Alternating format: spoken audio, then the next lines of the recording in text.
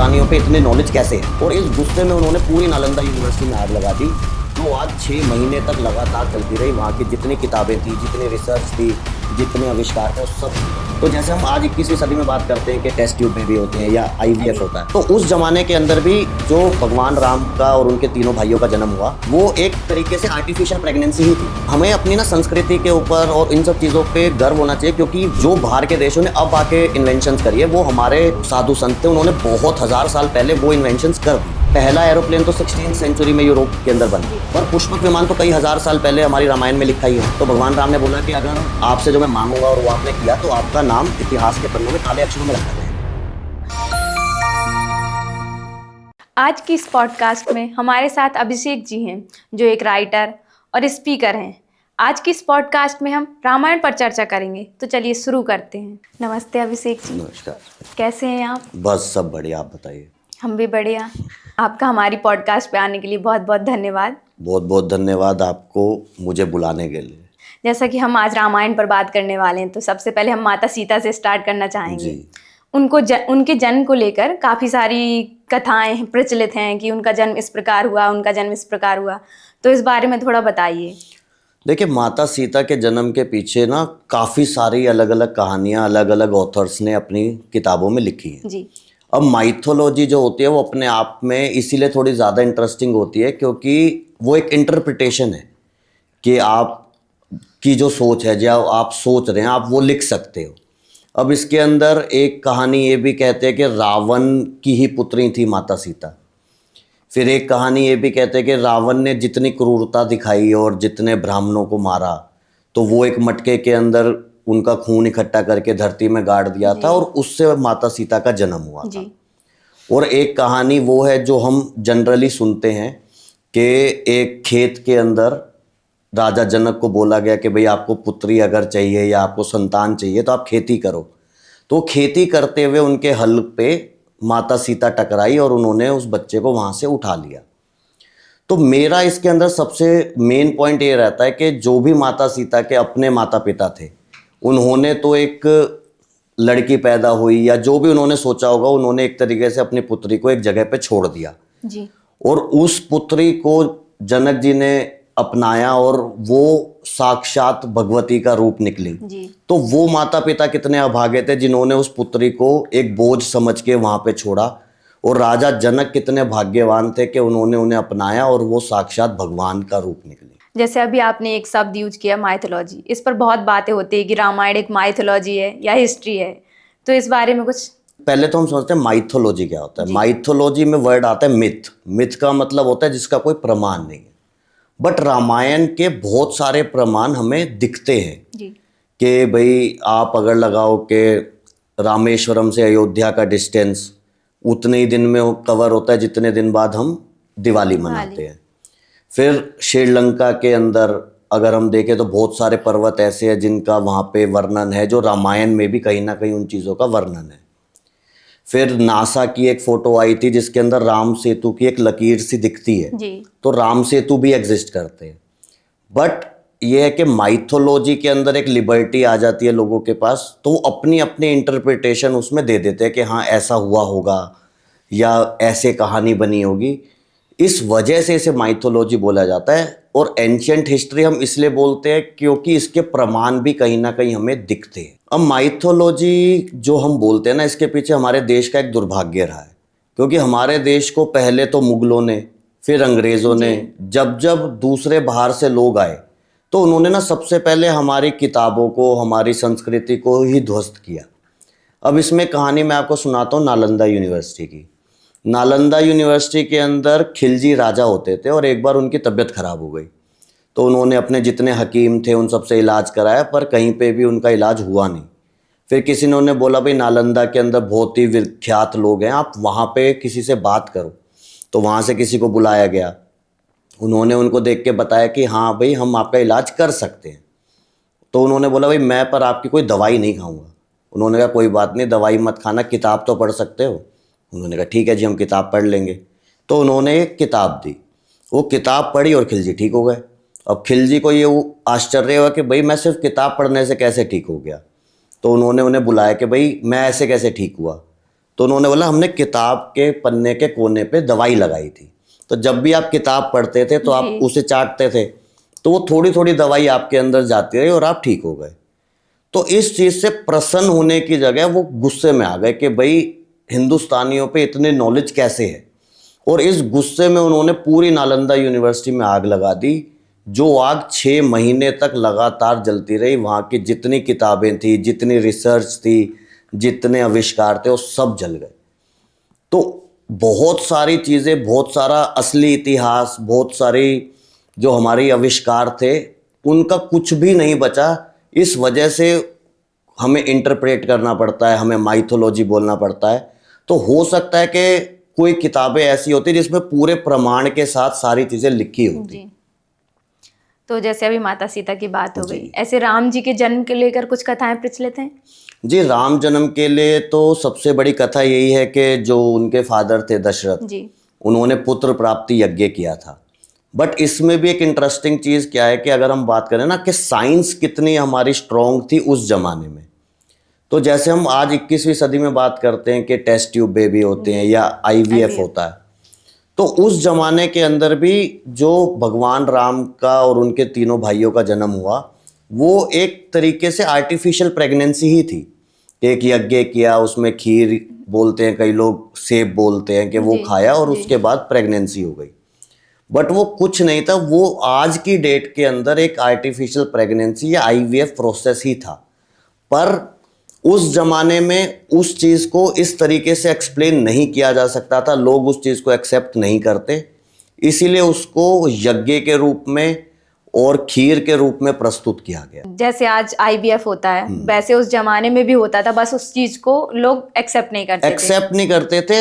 हमें अपनी ना संस्कृति के ऊपर और इन सब चीज़ों पे गर्व होना चाहिए, क्योंकि वो जो बाहर के देशों ने अब आके इन्वेंशंस करी है, वो हमारे जो साधु संत थे उन्होंने बहुत हजार साल पहले वो इन्वेंशंस कर दी थी, जो आज आ रही हैं, जो अब आ रही हैं। और अब लोगों को लगता है कि यार ये तो अमेरिका ने कर दिया या यूरोपियन कंट्रीज ने कर दिया, पर वो टेक्निकली हम लोग बहुत पहले कर चुके थे। तो इसी के अंदर अगर हम देखें ना, तो जैसे हम रामायण की ही बात करें तो पुष्पक विमान अगर हम सुनते हैं, तो पहला एरोप्लेन तो 16th सेंचुरी में यूरोप के अंदर बना, पर पुष्पक विमान तो कई हजार साल पहले हमारी रामायण में लिखा ही है। और इसके प्रमाण के रूप में अगर हम देखते हैं तो श्रीलंका के अंदर कुछ ऐसे एयरपोर्ट हैं जो पहाड़ों के ऊपर एक फ्लैट सरफेस है। नहीं तो पहाड़ हमने देखे वो हमेशा तिकोने होते हैं, तो वो फ्लैट क्यों हैं? और उन पहाड़ों के जो नाम है वो अगर आप गूगल करोगे तो सारे नाम ऐसे हैं जो कहीं ना कहीं एविएशन इंडस्ट्री से जुड़े हुए हैं। तो ये बहुत सारे एग्जाम्पल्स हमें ऐसे मिलते हैं हमारे ग्रंथों में जो बताते हैं कि हमारा देश साइंस में बहुत एडवांस था। तो जैसे जब माता सीता के विवाह की बात आती है, तो राजा जनक ने सिर्फ शिव जी के धनुष को तोड़ने की शर्त क्यों रखी? उनके स्वयंवर के लिए तो कोई और शर्त भी हो सकती थी। बहुत इंटरेस्टिंग क्वेश्चन आपने पूछा। इसके अंदर क्या था कि जब माता सीता अपने बाल रूप में थी, छोटी थी, तो एक बार वो खेलते खेलते उस शिव धनुष तक पहुंची और उन्होंने वो धनुष उठा लिया। और वो धनुष उठाते हुए राजा जनक ने उनको देखा, तो उनको ये एहसास हो गया कि मेरी जो पुत्री है वो कोई साधारण लड़की नहीं है, ये स्वयं भगवान का रूप है, और मैं इनका विवाह उसी से ही करूँगा जो नारायण अवतार इस लोक में आए होंगे। और उनको ये पता था धनुष सिर्फ नारायण ही उठा सकते हैं।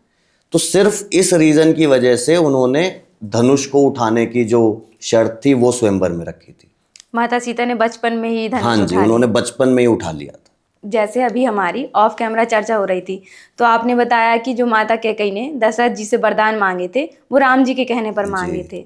बट हम तो यही सुनते आ रहे हैं कि उन्होंने मंथरा जी ने उनको कहा था कि राजा भरत को राजा बनना चाहिए। तो इस पर ये आपने क्यों बोला? देखिए, इसके अंदर क्या था कि राम जी को जैसे ही ये पता चला कि भाई कल उनका राज तिलक होना है, तो भगवान राम को ये पता था कि मैं नारायण अवतार हूँ और मेरा जो उद्देश्य है वो अगर मैं राजा बन गया तो वो पूरा नहीं हो पाएगा। तो वो अपनी प्रिय माता, मैं बोलूँगा, कैकेयी के पास गए और उन्होंने कैकेयी जी से पूछा कि मैं आपसे कुछ मांगूँ तो आप मुझे देंगे? उन्होंने बोला बोलो क्या चाहिए, मैं तुम्हारे लिए कुछ भी कर सकती हूँ। तो भगवान राम ने बोला कि अगर आपसे जो मैं मांगूंगा और वो आपने किया तो आपका नाम इतिहास के पन्नों में काले अक्षरों में रखा जाएगा। उन्होंने कहा कोई बात नहीं। तब उन्होंने माता कैकेयी को बोला कि भाई जिस अवतार में मैं आया हूँ, अगर मैं राज तिलक हुआ और मैं राजपाट में लग गया तो मेरा उद्देश्य पूरा नहीं होगा। उसके लिए आप मेरे को 14 सालों के लिए वनवास भेज दीजिए, और मेरी एब्सेंस के अंदर भरत ही एक ऐसा इंसान है जो अयोध्या को बहुत अच्छे से चला सकता है, तो आप भरत को राजा बनवा दीजिए।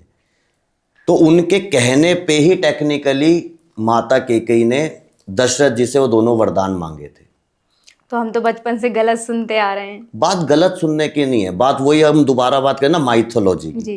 क्योंकि हर एक चीज़ की ना अलग अलग इंटरप्रिटेशन है कि रीज़न ये भी हो सकता है, रीज़न वो भी हो सकता है कि भाई एक रीज़न हम जो देखते हैं कि भाई वो स्वार्थी हो गए कि मेरा ही बेटा राजा बनना चाहिए, रीज़न वो भी हो सकता है, रीज़न ये भी हो सकता है। जी। तो वनवास 14 साल का ही क्यों था, 13 या 15, इसका क्यों नहीं? देखो, इसके पीछे भी एक साइंटिफिक रीज़न है।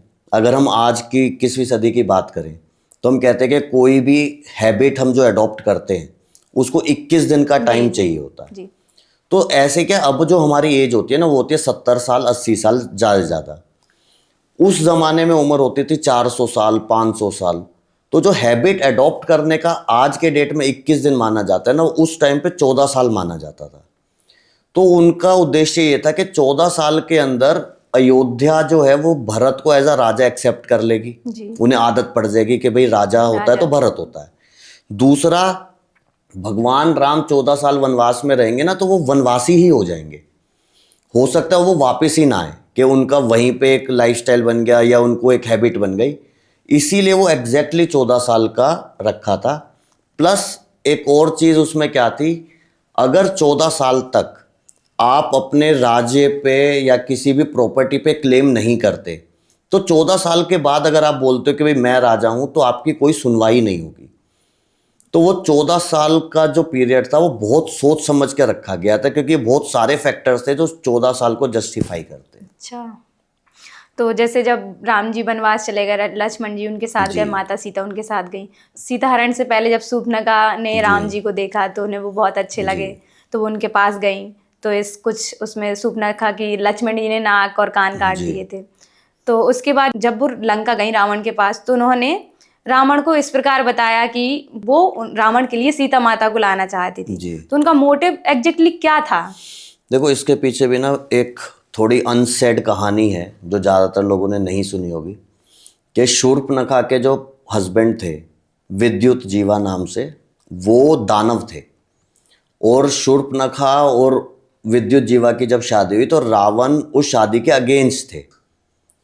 तो उसके बाद विद्युत जीवा और रावण का युद्ध हुआ और रावण ने विद्युत जीवा को मार दिया। तो शूर्पणखा के मन में एक प्रतिशोध की भावना थी कि रावण ने मेरे हस्बैंड को मारा है, तो रावण के अंत का कारण मैं कहीं ना कहीं बनूंगी। तो जब उन्होंने वहाँ पे सीता माता को और भगवान राम को देखा और वहाँ जो युद्ध हुआ, तो उनको भी ऐसा एहसास हो गया कि ये नारायण अवतार है और यही रावण को मार सकते हैं। इसीलिए वो रावण के पास गई कि भाई वहाँ पे एक स्त्री है, बहुत सुंदर है, तुम्हारे महल में उसे होना चाहिए, ताकि रावण और भगवान राम की लड़ाई हो और शूर्पणखा का जो एक बदला था वो पूरा हो। जैसे माता सीता के जन्म को लेकर काफ़ी सारी वो हैं कथाएं, ऐसे राम जी के जन्म को लेकर आपने अभी बताई। ऐसे कहते हैं कि रावण ब्राह्मण थे, जी। तो उनके माता पिता कौन थे, उनका जन्म कैसे हुआ? देखिए, रावण के जो फादर थे वो थे ऋषि विशर्वा। ऋषि विशर्वा के फादर थे पुलत्स्य, और पुलत्स्य के फादर थे स्वयं ब्रह्मा जी। तो टेक्निकली रावण तो ब्रह्मा जी के पड़पोते हुए, जी। तो उनकी जो ब्लड लाइन आ रही थी वो तो अपने आप में बहुत ही शक्तिशाली आ रही थी। तो जो रावण की मदर थी केकसी, तो केकसी का सपना था कि मैं एक ऐसा पुत्र जन्म करूं जिसमें ब्राह्मण की शक्तियां भी हों और राक्षस प्रवृत्ति भी हो, ताकि वो दोनों के ऊपर राज कर सके। तो केकसी की प्लानिंग थी ऋषि विशर्वा के साथ शादी करके रावण जैसा पुत्र पैदा करने की। और ऐसा भी कहते हैं कि कुबेर जी थे जो रावण के भाई थे दूसरी माँ से। जी। जो ऋषि विशर्वा थे उनकी जो दूसरी पत्नी थी कुबेर, उनके पुत्र थे। तो रावण और कुबेर एक तरीके से स्टेप ब्रदर्स थे जी। पर वो दोनों भाई ही थे। ऐसा कहते हैं कि रावण शिव जी के सबसे बड़े भक्त थे, तो क्या वो बचपन से ही शिव जी के भक्त थे या कुछ ऐसे उनकी लाइफ में इंसिडेंस हुआ? देखिए, रावण जो एक कैरेक्टर है ना, वो अपने आप में सबसे बड़ा ज्ञानी, जी। सबसे शक्तिशाली, सारे ग्रह की नॉलेज उनको थी, वीणा प्लेयर थे। वो वीणा उन्होंने ही बनाया था, जो एक वीणा आता है वो रावण ने ही बनाया था। शिव जी का जो तांडव स्तोत्र है वो भी रावण ने बनाया था। तो रावण एज अ ब्राह्मण भी बहुत अपने आप को प्रूफ करा उन्होंने। तो उसकी एक कहानी मैं आपको सुनाता हूँ कि जो रावण शिव जी के भक्त तो थे ही, जी। तो एक बार ना उनको ऐसा हुआ कि मैं शिव जी को ना लंका में लेके आऊँगा और यहीं पे हम साथ रहेंगे। तो वो कैलाश चले गए। वो कैलाश गए तो उन्होंने शिव जी को बोला कि प्रभु, मैं आपका सबसे बड़ा भक्त हूँ और आप मेरे साथ चलो। तो शिव जी ने कहा, भाई मैं कैलाश छोड़ के नहीं जा सकता। तो वहाँ पे इनका युद्ध हुआ, शिव जी का और रावण का, सिर्फ इस बात के लिए कि भाई आप मेरे साथ लंका चलो। तो शिव जी से तो खैर कौन जीत सकता था। तो जब रावण हार गया ना, तो रावण ने सोचा कि मैं ना पूरा कैलाश ही उठा लेता हूँ, कि ये नहीं जा रहे तो मैं कैलाश उठा लेता हूँ और कैलाश को ही साथ ले जाता हूँ। तो जैसे रावण ने कैलाश के नीचे हाथ लगाया तो शिव जी ने अपना पैर रखा तो रावण का पूरा हाथ उसके नीचे दब गया जी। और उसकी ये सारी वेन्स जो होती हैं निकल गई। तो रावण उस वक्त भी अपने उस हाथ से भी वीणा बजाता रहा शिव जी को खुश करने के लिए। तो जब वो दबा उसका हाथ तो उतनी तेज वो चिल्लाया, तो रावण नाम शिव जी ने रावण को दिया। रावण का मतलब होता है बहुत तेज आवाज जिसकी है, क्योंकि जब वो चिल्लाया तो पूरा ब्रह्मांड हिल गया था। तो उस वाणी से प्रसन्न होकर शिव जी ने बोला कि आज से तुम्हें रावण के नाम से जाना जाएगा। इसके पहले रावण का कुछ और नाम था? इससे पहले रावण का नाम दशानंदी था। अच्छा। तो जब ये वाला इंसिडेंस हुआ तो शिव जी ने रावण को बोला कि आज से तुम्हें रावण के नाम से जाना जाएगा। आपने बताया नाम दशानंद। दशानंद। दशानंद। दशानंद। तो 10 सिर थे 10 इसलिए। सिर थे। अब इसके पीछे भी एक लॉजिकल वो है कि रावण के 10 सिर नहीं थे, रावण को 10 दिशाओं का ज्ञान था। रावण के पास 10 दिमाग जितनी नॉलेज थी, इसीलिए उसे दशानंद बोलते हैं। ऐसा नहीं था कि अच्छा। उसके 10 सिर फिजिकली प्रेजेंट थे, पर उसमें 10 दिमाग जितना दिमाग अकेले आदमी में था, इसीलिए उसे दशानंद कहते हैं। एक रावण की लंका को लेकर बोलते हैं कि ये कुबेर जी ने बनाई जी। थी, कोई और भी कहानियां हैं, तो सच क्या है? देखिए, रावण की लंका को लेकर फिर से काफ़ी सारी कहानियां हैं। उनमें से एक कहानी ये है कि लंका शिव जी ने बनवाई थी पार्वती जी के लिए, जी। क्योंकि पार्वती जी ने कहा था भाई कैलाश जितनी सुंदर चीज़ मेरे को धरती पे चाहिए। तो उन्होंने फिर लंका का निर्माण करवाया विश्वकर्मा जी से, पर कभी भी पार्वती माता वहाँ आ ही नहीं पाई रहने के लिए। तो वो एक तरीके से ऐसा एरिया था जहाँ कोई नहीं रहता था। तो जब कुबेर को ये रिस्पॉन्सिबिलिटी दी कि भाई पूरी धरती का जो भी लेन देन या धन से रिलेटेड कोई भी मैटर होगा वो आप देखोगे, तो कुबेर को रहने के लिए जो जगह चाहिए थी, फिर उनको लंका दी गई कि भाई आप यहाँ रहो, क्योंकि ये शिव जी के लिए बनी थी, वहाँ वो रहे नहीं तो आप रहो। तो फिर कुबेर वहाँ रहने लगे। जब रावण ने अपने आप को शक्तिशाली बना लिया और सिद्धियां प्राप्त कर ली, तो रावण ने फिर कुबेर से वो लंका छीन ली। इसके अंदर एक कहानी और हमें सुनने में आती है कि जब लंका का निर्माण हो गया जी। तो शिव जी और पार्वती जी उसके गृह प्रवेश के लिए हवन कर रहे थे। जी। वो हवन करने रावण आया था। अच्छा, उन्होंने पंडित तो वो थे ही। तो जब रावण हवन करा और उसके बाद जैसे हम गुरु दक्षिणा देते हैं, तो रावण से उन्होंने पूछा भाई हम आपको क्या दें। तो रावण ने बोला मुझे गुरु दक्षिणा में लंका ही चाहिए। और फिर ये था कि जो अगर मांग लिया ब्राह्मण ने तो कोई मना नहीं करेगा, तो उन्होंने पूरी की पूरी लंका ही रावण को दे दी। रावण के मन में इतना लंका को देखकर हाँ जी। वो आ गया था। इसमें एक चीज और मैं आपको बताऊंगा कि रावण की जो लंका कहते हैं ना कि वो सोने की लंका थी। जी। वो टेक्निकली सोने की लंका नहीं थी। ऐसा नहीं था कि वो सोने से बनी हुई थी। वो इतनी समृद्ध थी क्योंकि रावण एक बहुत बड़ा राजा था। उनकी जो पूरी की पूरी लंका थी उसमें सब लोग समृद्ध थे। जी। तो उस प्रोस्पेरिटी की वजह से उसको सोने की लंका बोला जाता है। कि जैसे सोने की चिड़िया बोलते हैं हम हिंदुस्तान में, जी। तो ऐसा तो था नहीं कि यहाँ पे सोने की चिड़िया उड़ती थी। नहीं। ये था कि भाई यहाँ पे पैसा इतना था, प्रोस्पेरिटी इतनी थी कि अंग्रेजों को, मुगलों को वो चीज़ अट्रैक्ट करी और यहाँ आए। सेम रेफरेंस में ये कि वो सोने की लंका नहीं थी, वहां पे इतना पैसा था, इतने लोग समृद्ध थे, इसीलिए उसे सोने की लंका बोला जाता अच्छा, जब राम जी वनवास चले गए तो वो वन में रहने लगे। जब एक इंसिडेंस आता है कि स्वर्ण मृग आया तो सीता जी उसकी तरफ मोहित हो गई, उन्होंने राम जी को बोला कि मुझे तो ये चाहिए, तो राम जी उसको लेने चले गए। तो इसकी स्टोरी थोड़ा बताइए। देखिए, इसके अंदर भी हम देखें ना तो साइकोलॉजिकल रावण कितना स्ट्रांग था कि उसको इस चीज़ का ज्ञान था कि कोई भी महिला होगी तो वो गोल्ड की तरफ अट्रैक्ट होगी ही होगी, भले ही वो भगवान है। तो जब वो स्वर्ण मृग माता सीता के सामने आए तो इतने अट्रैक्टिव उनको लगे कि उन्होंने भगवान राम को उसके पीछे भेज दिया कि आप इसको मेरे लिए लेके आओ, मैं इसे पालूंगी जी। तो वो कहते हैं ना, विनाश काल विपरीत बुद्धि, कि इतना ज्ञानी होने के बाद, स्वयं भगवान होने के बाद भी वो उस स्वर्ण मृग पे इतना मोहित हो गई कि नहीं मुझे ये चाहिए। तो गोल्ड को इतना अट्रैक्ट एक महिला कर सकती है, और ये चीज रावण को एज अ इंटेलिजेंट पर्सन पता था।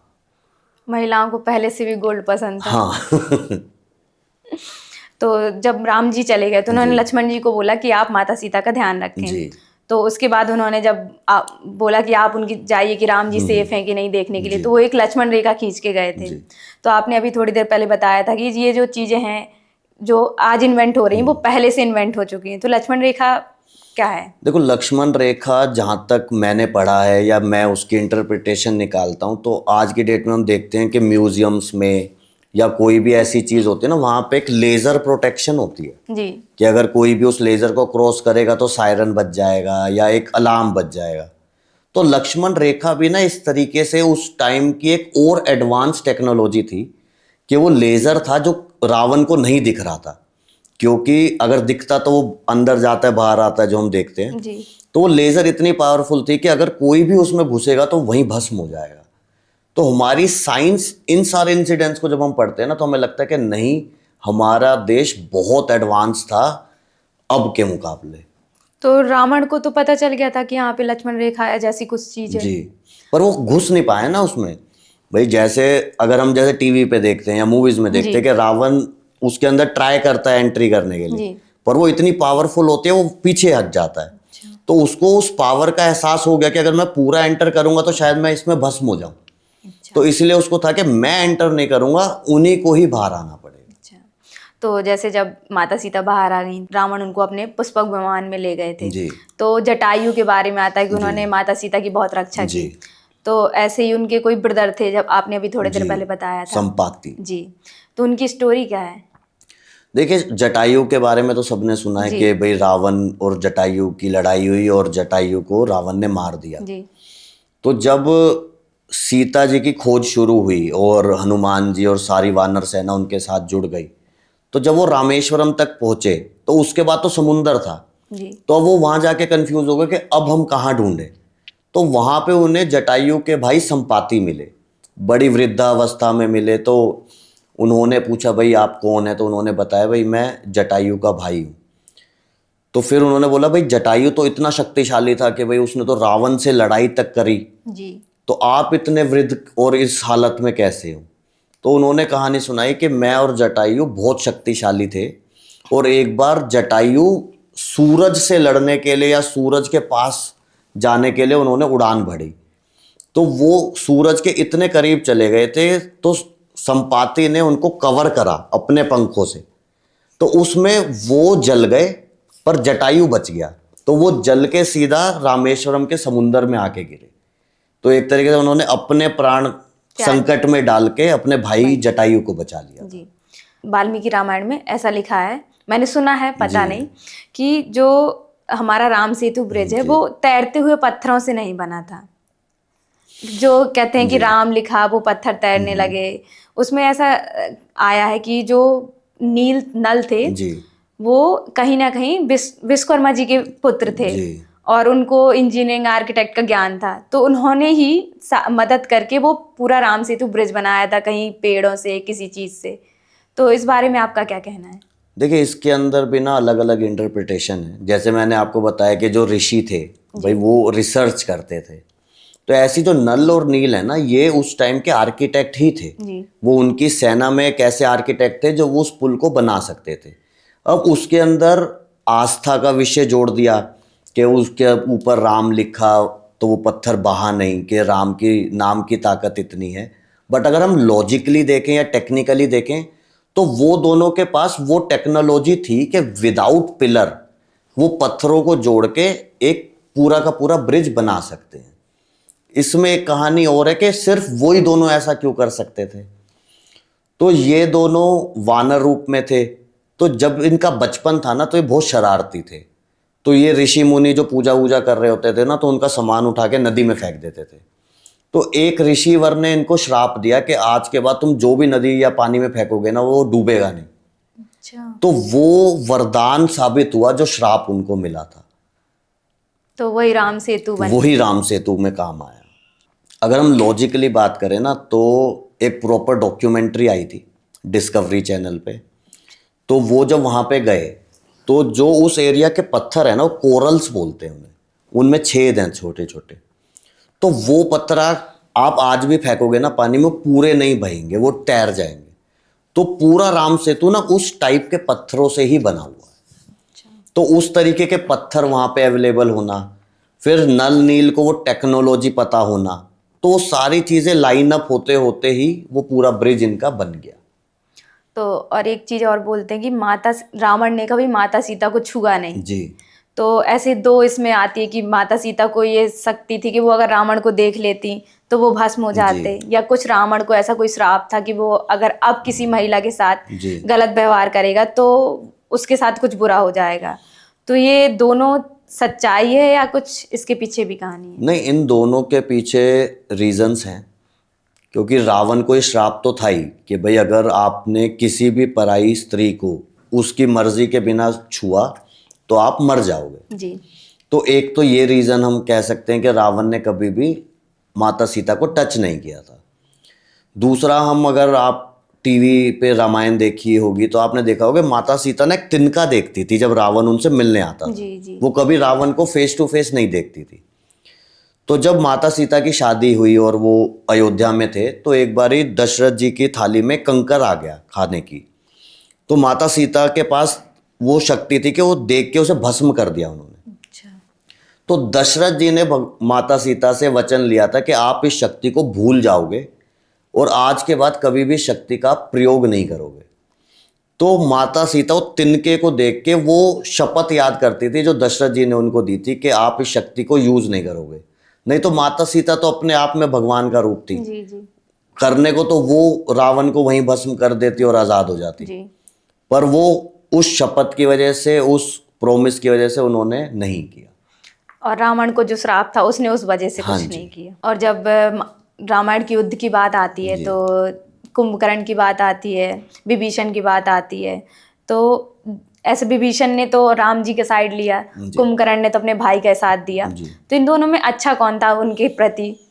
देखिए, बात करें हम आज के अगर टाइम से इस चीज़ को कंपेयर करें, अगर आपके साथ कोई समस्या हो गई जी और आपने अपने घर में दो भाइयों को बताया कि भाई मेरे साथ ये समस्या हो गई, जी। और एक भाई आपको सिर्फ ज्ञान दे कि भाई आपने ही गलत किया था और दूसरा भाई आपकी मदद करे, तो आपके लिए कौन सा भाई अच्छा होगा? जो आपकी मदद कर रहा है। तो सेम हुआ रावण के साथ। भाई रावण ने अधर्म करा, किसी की स्त्री को हर लाए, वो सारी चीज़ें ठीक थी, पर रावण को उस वक्त भाई की ज़रूरत थी, रावण को ज्ञान की ज़रूरत नहीं थी। और विभीषण ने तो सिर्फ ऐसा नहीं कि ज्ञान दिया, वो उन्होंने तो उल्टा उनके भेद जाके एक तरीके से दुश्मनों को बताए। ऐसी जब कुंभकर्ण की बात आती है तो बोलते हैं कि वो 6 महीने सोता था और 1 दिन जागता था, जी। फिर 6 महीने सोता था। तो इसको आशीर्वाद था, किसी का वरदान था, या कोई श्राप था? देखिए, ये अटपटा लगता है सुनने में कि भाई कोई वरदान में ये क्यों मांगेगा कि मैं 6 महीने जी, सोऊं। तो जब रावण, कुंभकर्ण और विभीषण जब ये ब्रह्मा जी की आराधना कर रहे थे वर लेने के लिए, तो कुंभकर्ण ने वर मांगना था इंद्रासन, मतलब वो इंद्र का आसन मांगना चाहते थे। पर इंद्र को इस चीज़ की भनक पड़ गई कि भाई ऐसा अगर हो गया तो मेरा राज्य चला जाएगा। जी। तो इंद्र सरस्वती माता के पास गए, उन्होंने बोला कि जब कुंभकर्ण अपना वर मांगने लगे तो आप इंद्रासन की जगह निंद्रासन बुलवा देना, और वैसा ही हुआ। तो तो जब उन्होंने वर मांगा तो उन्होंने निंद्रासन बोल दिया और ब्रह्मा जी ने तथास्तु कर दिया। फिर उन्होंने कहा नहीं नहीं नहीं, मैं तो ये मांगने वाला था। तो ब्रह्मा जी ने कहा एक बार जिस चीज के लिए मैंने तथास्तु कर दिया वो तो होगा। जी। जब विभीषण की बारी आई कि आपको वरदान में क्या जी। चाहिए, तो उन्होंने बोला कि आप अपना वरदान जो कुंभकर्ण को दिया है वो वापस ले लीजिए। अच्छा। तो ब्रह्मा जी ने कहा कि जो वरदान मैंने दिया मैं वापस तो नहीं ले सकता, जी जी। पर मैं ज्यादा से ज्यादा ये कर सकता हूँ कि 6 महीने ये सोएगा, एक दिन जागेगा और फिर 6 महीने सोएगा। अच्छा। तो विभीषण ने अपने वरदान को त्याग के इस वरदान के ऊपर संतुष्टि कर ली थी।